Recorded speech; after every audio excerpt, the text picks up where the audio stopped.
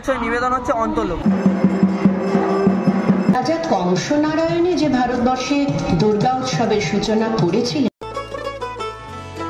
Hello guys, আশা করি তোমরা সকলে খুব ভালো আছো। তোমরা যারা আমাকে চেনো, আমি বিশাল, তোমরা দেখছো ব্লগার বিশাল ইউটিউব চ্যানেল। তো আজকে আমি চলে চালতাবাগান সার্বজনীন 80তম বর্ষের এবছর পদার্পণ করেছে। ওটা স্কিপ না করে পুরো দেখতে পাবো। তো বন্ধুরা, আমি এখন হাঁটতে হাঁটতে চলে এলাম চালতাবাগান সার্বজনীন। এই বছর তাদের নিবেদন হচ্ছে অন্তর্লোক। তো তোমাদের খুঁটি পুজোর খুঁটিটাকে এবার দেখিয়ে দেবো। পুজোর আগে দেখতে পাচ্ছি খুঁটি পুজোর খুঁটিতে মায়ের যে মুখমণ্ডল সেইটাকে রেখে খুঁটি পুজোর খুঁটিটাকে সাজানো হয়েছে। আর গাঁদা ফুলের কাজ মেনলি করা হয়েছে, আর তার উপর বাঁশের উপর গামছার কাজ করা হয়েছে। মা দুর্গার আগমনে উল্লাসে আলিঙ্গনে মহামারী মুছে যাবে আজ। ঢাকের পিঠে পড়লো কাছে। মানে পুজো ওরিয়েন্টেড লোক নই, যতটা মৌসুম, যতটা পুজোর ধ্যান জ্ঞানে থাকে। কিন্তু ঘটনাচক্রে আমি যখন প্রথম যে কাগজে জয়েন করি, সেই কাগজে আমাকে পুজোর 80তম বর্ষের এই বছরে তাদের যে ব্যানার, সেই সূচনা পর্ব যে ব্যানার, সেইটা তোমাদের আমি দেখিয়ে দিই। প্রেস ক্লাবের সূচনাতে ছিলেন একজন ব্যক্তি, দিল্লির বুকে যান দুর্গা দাস, এবং তার উপস্থিতিতে ঢাক বাজানো শুরু করে দিয়ে ঢাকের সুরে এই চালতাবাগান সার্বজনীন এই বছরে খুঁটি পুজোর মুহূর্তটা তোমাদের সাথে এবার শেয়ার করবো।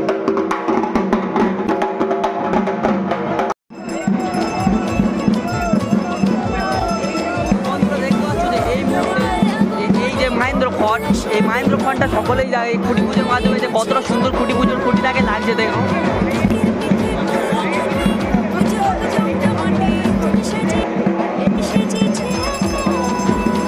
তো এই 80তম বর্ষের খুঁটি পুজোর মাধ্যমে তাদের শুভ সূচনাটা হয়ে গেল। তো এবছর তাদের নিবেদন হচ্ছে অন্তর্লোক সার্বজনীনের এই বছর 80তম বর্ষে খুঁটি পুজোর মাধ্যমে তাদের দুর্গা পুজোর শুভ সূচনা হয়ে গেল। এই মায়ের দোকানটা তোমাদের সাথে আমি শেয়ার করলাম।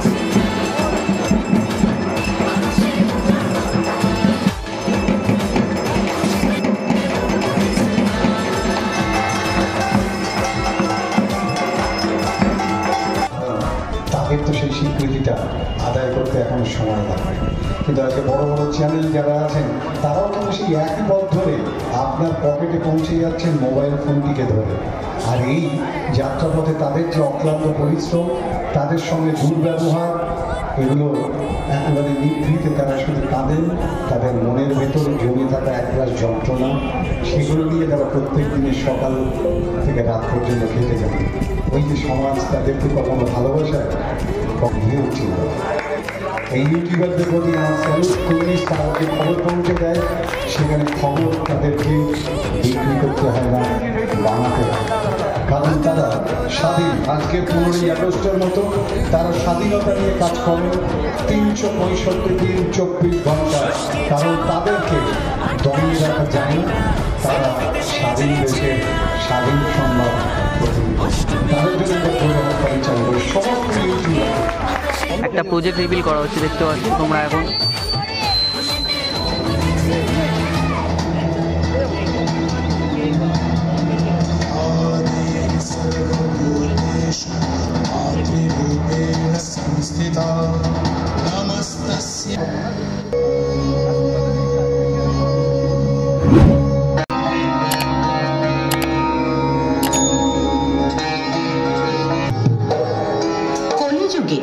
অশ্বমেধ যজ্ঞের বিধান না থাকায় সভা পণ্ডিত রমেশ শাস্ত্রীর পরামর্শে তার বিকল্প হিসেবে দুর্গাপুজো করবার সিদ্ধান্ত নেন রাজা উদয়নাথ। সময়টা 1590। কিভাবে দুর্গাপুজো হবে সেই বিধিও লিখে দিয়েছিলেন পণ্ডিত রমেশ শাস্ত্রী। কিন্তু রাজা উদয় নারায়ণের প্রক্রিয়া থমকে না গেলে বাংলার দুর্গা উৎসব শুরু হয়ে যেত 1590-তে। 1606 সালে উদয় নারায়ণের নাতি রাজা কংস নারায়ণ অবিভক্ত বাংলায় শুরু করেন দুর্গাপুজো। কোথায় সেই পুজো হয়েছিল তা নিয়ে গবেষকদের মধ্যে বিতর্ক থাকলেও রাজা কংস নারায়ণী যে ভারতবর্ষে দুর্গা উৎসবের সূচনা করেছিলেন, সে ব্যাপারে কোনো সন্দেহ। এবার কিভাবে এখানে আসবে সেটাই আমি তোমাদের বলে দিচ্ছি। বিধাননগর থেকে আসবে, বিধাননগর থেকে এসে তোমরা বিবেকানন্দ রোড, অর্থাৎ এইখানে এই বাস স্টপটার কাছে এলে তোমরা পেয়ে যাবে। আর এই বিবেকানন্দ রোডের পাশেই হচ্ছে এই চালতাবাগান সার্বজনীনের এই বছরের পুজো। তো এই সরু গলিটার মধ্যেই হয় তাদের পুজো।